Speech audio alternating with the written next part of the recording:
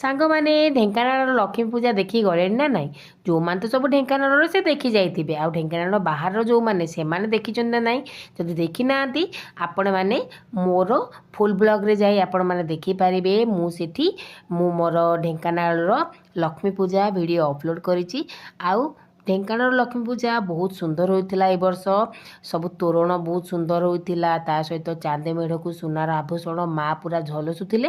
ଆଉ ମା'ଙ୍କର ମୂର୍ତ୍ତି ଏତେ ସୁନ୍ଦର ହୋଇଥିଲା, ବିଲକୁଲ ଆଖି ଲାଗି ଯାଉଥିଲା, ଆସିବାକୁ ବିଲକୁଲ ଇଚ୍ଛା ହେଉନଥିଲା। ଆଉ ଏତେ ସାରା ତୋରଣ, ଏତେ ସାରା ମୂର୍ତ୍ତି ହୋଇଥିଲା ଯେ ଆପଣ ଗୋଟେ ଦିନରେ ତାକୁ ବୁଲି ପାରିବେନି। ଆପଣଙ୍କୁ ନିହାତି ଭାବରେ 2-3 ଦିନ ଲାଗିବ ବୁଲିବା ପାଇଁ। ବହୁତ ପ୍ରକାର ସାଂସ୍କୃତିକ କାର୍ଯ୍ୟକ୍ରମ ସେଠି ଆୟୋଜିତ ହୋଇଥିଲା, ତା ସହିତ ପହଲଗାମ ଆଟାକର କିଛି ଦୃଶ୍ୟ ସେଠି ଦର୍ଶାଯାଇଥିଲା। ଆପଣମାନେ ତାକୁ ମଧ୍ୟ ଦେଖିପାରିବେ। ମୂର୍ତ୍ତି ଗୁଡ଼ିକ ସବୁ ବହୁତ ସୁନ୍ଦର ହୋଇଥିଲା, ଆଉ ବହୁତ ସାରା ଷ୍ଟଲ୍ ଲାଗିଥିଲା। ଆପଣମାନେ ସବୁ ଜିନିଷ ସେଠୁ କିଣିପାରିବେ। ଆମେ ତ ଷ୍ଟଲ୍କୁ ଯାଇ ଚୁଡ଼ି କିଣିଦେଲୁ, କାରଣ ଆମେ ଲେଡ଼ିଜ୍, ଆମେ ଯେଉଁଠିକି ଯିବୁ ଚୁଡ଼ି ହିଁ କିଣିବୁ।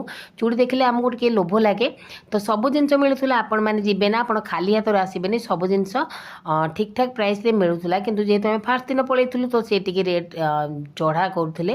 ଆପଣମାନେ ଲକ୍ଷ୍ମୀ ପୂଜାର 2-3 ଦିନ ପରେ ଯିବେ, ଦେଖିବେ ଆପଣଙ୍କୁ ଠିକ୍ ରେଟ୍ରେ ମିଳିଯିବ। ଭିଡ଼ିଓଟି କିପରି ଲାଗିଲା ନିହାତି ଭାବରେ ଜାଣିବେ। ଭିଡ଼ିଓଟି ଭଲ ଲାଗିଲେ ସବସ୍କ୍ରାଇବ୍ କରିଦେବେ।